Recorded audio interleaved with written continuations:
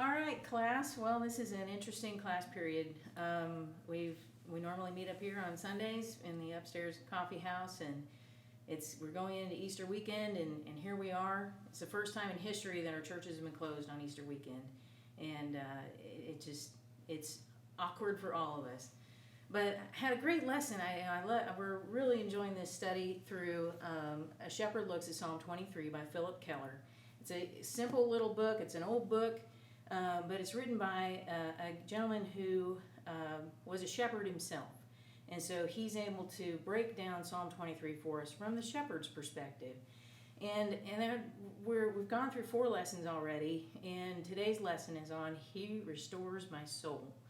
And it's such a good lesson and very appropriate for the time that we're in. As we're all kind of struggling through this coronavirus and social distancing and everything that's involved with that, I thought, man, I would just sure love to still share this lesson with my class. So I hope that you're able to apply some of this to your life, that you see, how we can trust God to restore our souls. But for those of you, in case we have any viewers that maybe haven't been in our class, I just want to quickly recap where we've been, okay? And so I'm going to call this 4 lessons in 4 minutes, and I hope I can do it in 4 minutes. But basically, I just wanted to start out, the Lord is my shepherd. Okay, we've heard this forever. And we generally, the first thing we just think about, or the first interpretation of that, is just another title for Jesus, another title for our good shepherd. The Lord is our shepherd. The Lord is our healer. The Lord is our provider. The Lord is our shepherd. But what I want to point out, the way I want you to think about that, and the book challenges us to think about, is to remember that David was writing this psalm both as a shepherd and then he was also writing it from the perspective of the sheep. And so David was acknowledging that I'm a sheep too. And he's actually, in this phrase, boasting on who is his shepherd. So it's not the fact that the Lord is my shepherd, it's the Lord is my shepherd. And you all, not the world, not anybody else, but the Lord. So think about that we are all subject to management by a master. And who is your master? Well, the Lord. The Lord is my shepherd. And then we talked about I shall not want. Again, the surface interpretation is I'll have everything I need. And we know that God provides for all of our needs. There's multiple scriptures that reinforce that God is always taking care of us and providing for our needs. But in this interpretation too, I want you to think about it a little bit differently and think of it more in terms of I shall not lack for the expert care of my shepherd. And also, I shall not want in terms of I shall not want worldly things. God is going to satisfy all my desires so that I'm not even going to want the other stuff. Yeah, He'll provide for us, but I'm not going to even feel like I'm missing anything. And then we talked about He makes me lie down in green pastures. And that was a really interesting lesson because there's 4 key reasons why, or 4 key needs that a sheep has in order to lay down. And I didn't know this, but I've learned a whole lot about sheep as we've been going through this book. And there are 4 things that the sheep need to be free from in order to feel like they can lay down and rest. They need to be free from fear of predators, fear of not being able to find food. They need to be free from fear. The second one is they need to be free from tension or friction within the flock. So we talked about the butting order. There's the pecking order in chickens, and in sheep, it's the butting order. So there are dominant sheep in the herd that will butt the other ones out of the way and kind of be bullies. And so, they're constantly on their guard looking to see if somebody's going to challenge their position. So they need to be free from friction. They need to be free from pests or aggravations. So flies and ticks and things that just aggravate and fly at them and bite them all the time. They need to be free from that in order to rest. And then free from hunger, of course. They need to have adequate supply of grass to feed on. Okay, well, let's think about that for a second. Fear, tension, pests, and hunger. Well, that sounds an awful lot like 4 things I need to be free from to rest, right? So, again, direct parallel to our lives. And God can help provide that. It's the shepherd's responsibility to help the sheep achieve that freedom. And that's what God is doing for us. He's trying to free us from fear, tension, aggravation, and hunger.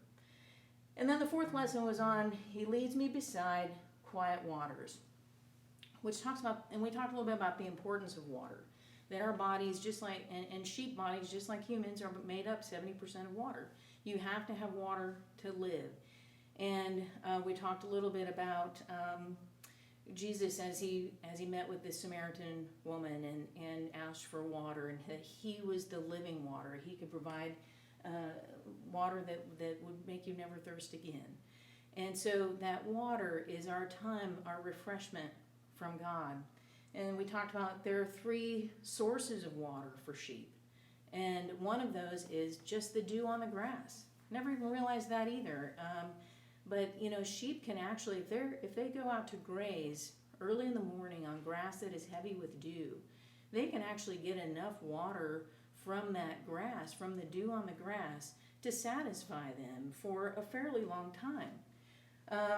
And the dew on the grass basically represents like our daily devotional time.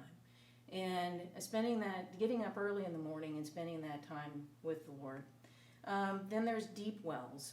Sometimes a shepherd would need to actually go into like a cave almost in order to find water for his sheep, representing the times that God helps us through those deep, dark times in our lives. And then springs and streams. Well, that's a kind of an anomaly, because we also know that sheep are afraid of moving water. But the difference is that it's fresh water, and what the shepherd would do is he would arrange rocks or other barriers to create a little pool out of that moving water to create a still water, quiet waters for the sheep to drink from.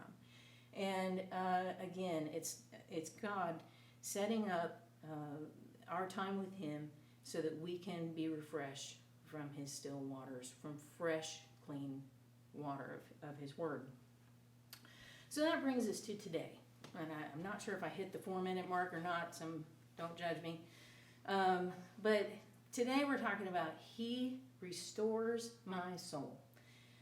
So before reading the chapter, I was thinking, well, what in the world? Why is that phrase in Psalm 23? What does it have to do with, from both the human perspective and the sheep perspective? Why would someone who is in the care of the Good Shepherd need to be restored? And on the other side, from the perspective of David writing as the sheep, what in the world does that have to do with sheep? Well, you're going to find out. It's got an amazing parallel. This is actually my favorite lesson so far on how it parallels to sheep and how we can compare that to our lives. So, and from David's perspective, yeah, he's under the care of the Good Shepherd, and he was the one that was loved of God, but he really experienced a lot of unrest in his own life. He knew what it was to be cast down. He knew what it was to be dejected. He had experienced hardship and defeat. He was chased by Saul for many years. And he suffered defeat in battle. He gave in to temptation with Bathsheba. And so, he knew what helplessness and weakness was like. And he knew that he needed to be restored. Psalm 42:11, he says, "Why, my soul, are you downcast? Why so disturbed within me?" It was agonizing him. He was downcast many, many times. So, from his perspective as a human, as a shepherd, as a child of God, he was in that place where he needed to be restored. But what about the sheep part? All right, so this is where it gets really interesting. Only a shepherd would know what it means for a sheep to be cast down or cast. Now, I want to share with you a picture of those of you that are on our class Facebook page. I found this picture, I turned it into a verse image, and I posted it on our class page. And you can see this sheep here. He's not dead. He's laying on his back with his feet flailing in the air. This is what you call a cast sheep. The sheep has rolled over on its back. The definition is that it's a sheep that is laid down and can't get up because its center of gravity is off. Okay? Now, that's what we're talking about when we're talking about a cast sheep. In fact, I thought just for grins, I would stick it up here on the board so we can remember what we're talking about. I'm not sure how well you'll see that, but that's what we're talking about, is this poor little sheep who is laying on its back. And when this happens, gases can start to build up in the abdomen, and this sheep is at risk. This sheep can die in a matter of hours if it is not set on its feet. The sheep will lay there, it'll thrash around. I mean, you can just only imagine. If you, there have been times where I haven't been able to get up off the floor, right? And I'm getting to that age. And so, you know, if you consider yourself being helpless and you can't get up, you can't you're just moving around doing everything you can to get back on your feet. And it becomes pathetic and frightened. And so this is just one more reason why the shepherd needs to keep an eye on his sheep. He's constantly watching, constantly counting his sheep to make sure they're all on their feet, because he's not the only one watching. What else is watching? The vultures, the buzzards, the coyotes, the dogs, the cougars. This sheep is easy prey. And if it's not corrected, then, that sheep is not going to survive. And so the shepherd knows that a cast sheep is helpless, vulnerable to attack, and close to death.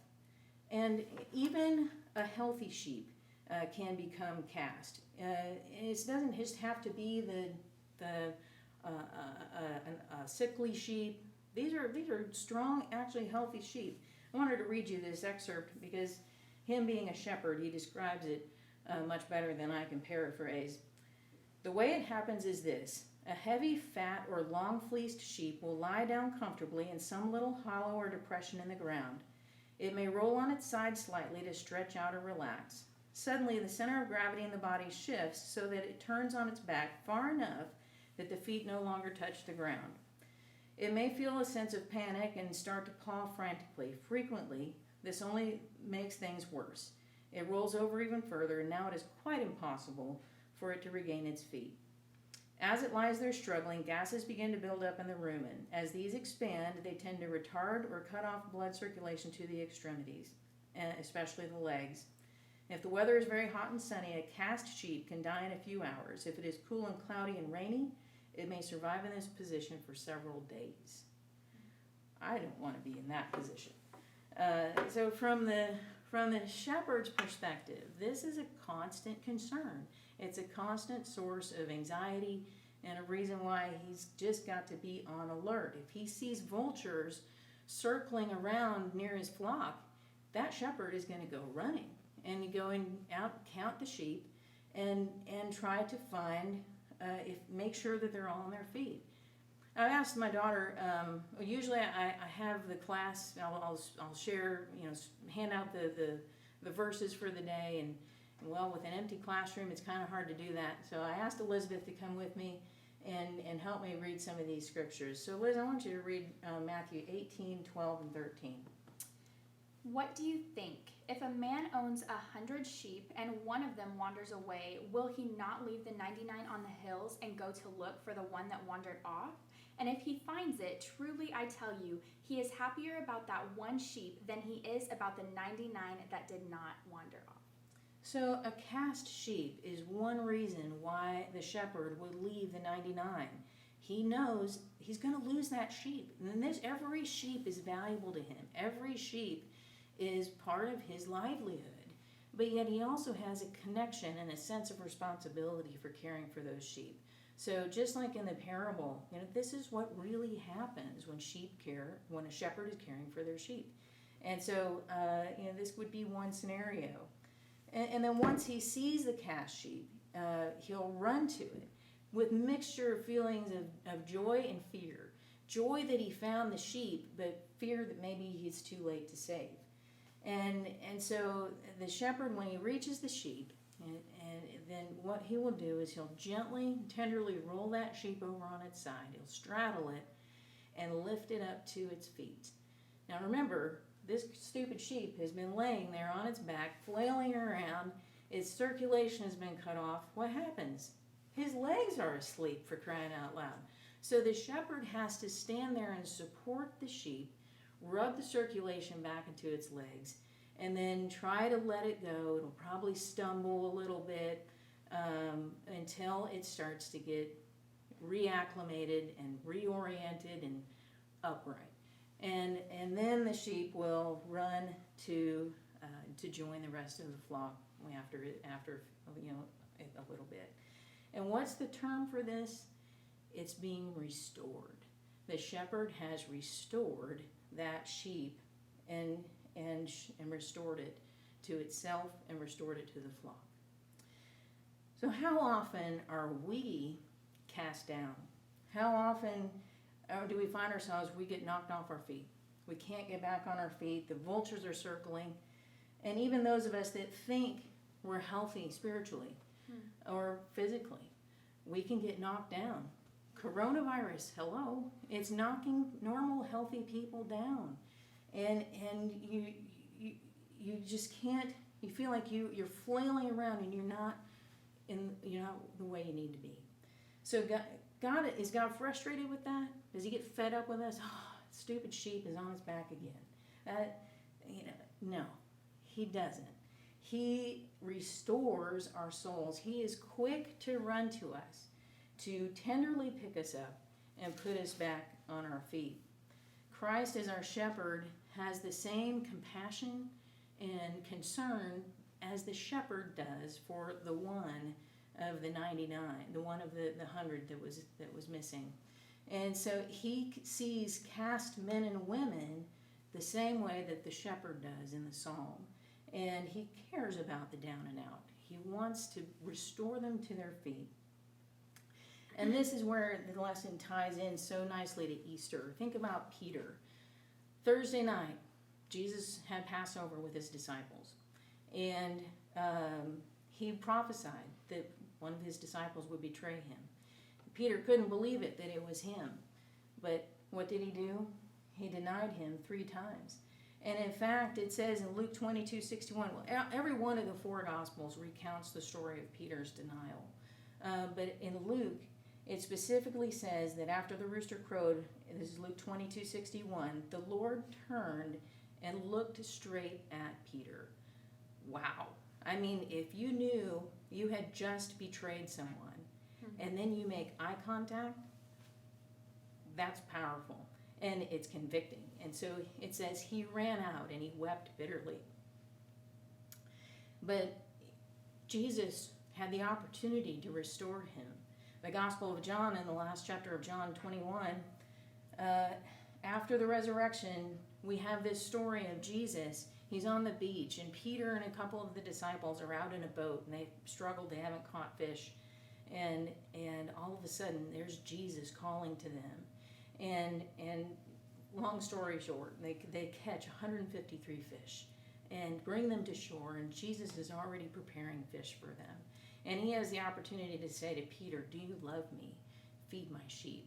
So he gently restored Peter after his crushing betrayal and puts him back on his feet. And 3 times he's rubbing those feet, getting the circulation back into his soul. Liz, would you read Psalm 56:13?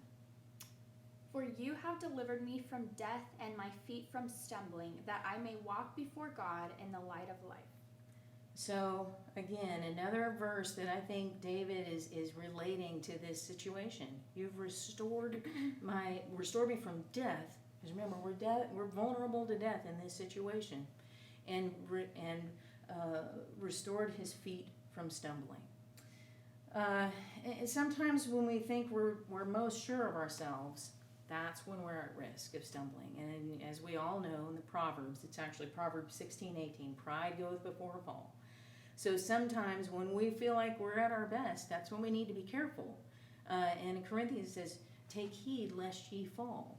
And so we want to, we're winding down here, but the last thing I want to talk about in this lesson is there are actually 3 reasons why sheep are prone to be cast. And the first reason, and again, it parallels to us in our lives. The first reason is we're looking for a soft spot where the sheep is. And I wanted to again read a little excerpt. The sheep that choose the comfortable, soft, rounded hollows in the ground in which to lie down very often become cast. In such a situation, it is so easy to roll over on their backs.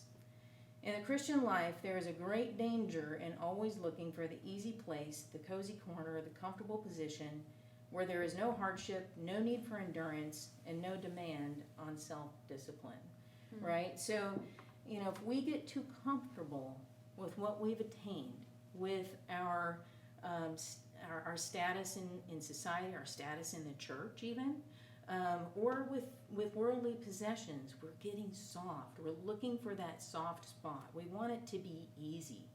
We want to serve God, but, are we willing to serve Him when it's not soft, when it's hard? And so that's when the shepherd may need to move us to a pasture that's not so comfortable. To say, you're looking for too many soft spots. And if you land in a soft spot, you might end up being cast. You might end up being cast down. So it's for our own good that He helps us find that place where we're not quite so soft, but where we know we'll be safe. And then the second reason why sheep are prone to be cast is they simply have too much wool. It says there is an aspect too of a sheep simply having too much wool. Often when the fleece becomes very long and heavily matted with mud, manure, burrs, and other debris, it is much easier for the sheep to become cast, literally weighed down with its own wool. Well, wool depicts our self-life. It's the assertion of our own desires and aspirations. We're clinging not only to accumulation of things, which can weigh us down and holding on to possessions and people, but also, I would also say that we're weighed down by labels. We're weighed down by those burrs, that manure, those ticks, the sticks that get stuck on us. Now, we didn't intentionally put them there, but when people label us as being unwise or foolish or stupid or ugly, whatever those labels are, we're letting them stick to us and weigh us down. So what does a shepherd do in that situation? Well, he shears the sheep, right? So the sheep, it's not always a pleasant experience for the sheep. They don't really enjoy being sheared, and it's hard work for the shepherd too. But when it's over, both the sheep and the shepherd are extremely relieved. From the shepherd's perspective, the sheep is less likely to be cast, right? Been freed from that burden and less likely to roll over and not be able to get up. And the sheep is free from that hot and heavy coat and all the mud, the manure, the burrs, the sticks and ticks that were stuck to it. It says, and similarly, in dealing with our old self-life, there will come a day when the Master must take us in hand and apply the keen, cutting edge of His word to our lives. It may be an unpleasant business for a time. No doubt we'll struggle and kick about it. We may get a few cuts and wounds. But what a relief when it is all over. Oh, the pleasure of being set free from ourselves. What a restoration. And then the third reason, and this is, getting a little uncomfortable here, but the reality is when sheep are simply too fat. Okay, well, hello. I'm not going to touch that one very much, and we're not talking necessarily about physical weight either.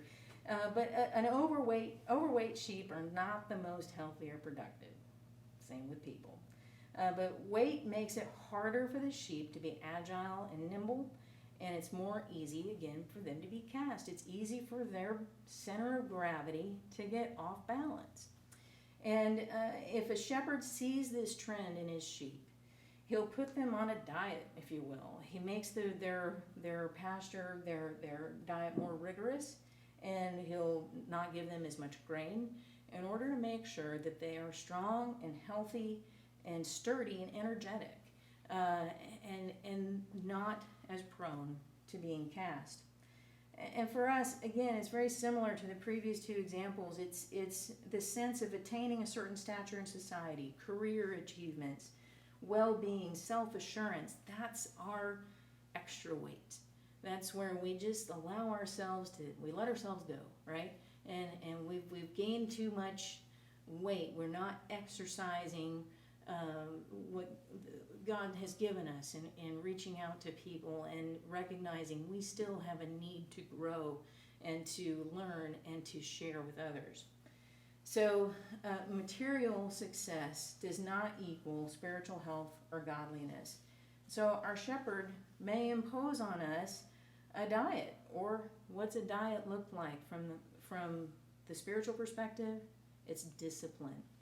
And it may be rough or unpalatable at first, but it's for our own good. Again, Liz, can you read Hebrews 12:10 through 13? They disciplined us for a little while as they thought best, but God disciplines us for our good, in order that we may share in his holiness. No discipline seems pleasant at the time, but painful. Later on, however, it produces a harvest of righteousness and peace for those who have been trained by it. Therefore, strengthen your feeble arms and weak knees. Make level paths for your feet, so that the lame may not be disabled, but rather healed. That's right. So discipline is unpleasant for a time, but it can strengthen us in the end. So I want to bring it back full circle to Psalm 42:11. I'll take this one, Liz. I started out by reading the first part of Psalm 42:11 at the beginning, where David said, "Why, my soul, are you downcast?" Or in the King James, it says, "cast down." I think he picked those words for a reason. He's thinking of this scenario, that we're downcast. Why so disturbed within me? But he finishes that verse by saying, "Put your hope in God, for I will yet praise him, my Savior and my God." Liz, can you take 2 Corinthians 4:8 and 9? Yes. We are hard pressed on every side, but not crushed, perplexed, but not in despair, persecuted, but not abandoned, struck down, but not destroyed. And if you look at the King James version of that, it specifically says, "cast down, but not destroyed." Now, again, God is supporting us. He's there to lift us up and not allow us to be destroyed once we are cast down. 2 Corinthians 7:6 is similar. But God, who comforts the downcast, comforted us by the coming of Titus. So God comforts the downcast. It's his job as our good shepherd. It's his responsibility. He is looking for us. He's constantly watching to make sure we're on our feet, and he's there for us. And lastly, Psalm 37:23 and 24. The Lord makes firm the steps of the one who delights in him. Though he may stumble, he will not fall, for the Lord upholds him with his hand. Okay. Though he stumble, he will not fall.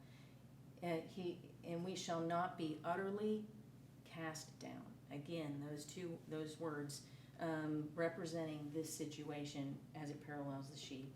So that's the lesson for today. I hope it gives you a whole new way to look at this phrase in the 23rd Psalm. He restores my soul. He, just like the shepherd restores a cast sheep, God is restoring our soul. He's gently lifting us up. He's helping us. So if you feel like right now you're upside down, and everything is upside down right now in this world, nothing is the way it should be, but God is there. He knew this was coming, and he's there to restore us, to set us back on our feet. We're going to get through this, and I pray that this weekend especially, you'll think about this, allow God to restore your soul, and let's enjoy sharing this Easter weekend with our close family, the ones that we can talk to and can embrace, and say, let's celebrate our Savior who is there to restore our souls. I'd like to close in prayer. Lord, I thank you so much for what you do for us every day. I thank you that you are there and you're willing and ready to restore us when we fall. And God, I just pray that you would be with everyone that's watching this lesson. God, that you would renew their love for you and their appreciation for what you're willing and able to do in our lives. Now bless each one as we go into this Easter weekend and we celebrate your resurrection. Thank you for sending your son, and thank you that he rose from the dead, and we know that we will have life eternal as a result. Bless each one, and we thank you for it in your name.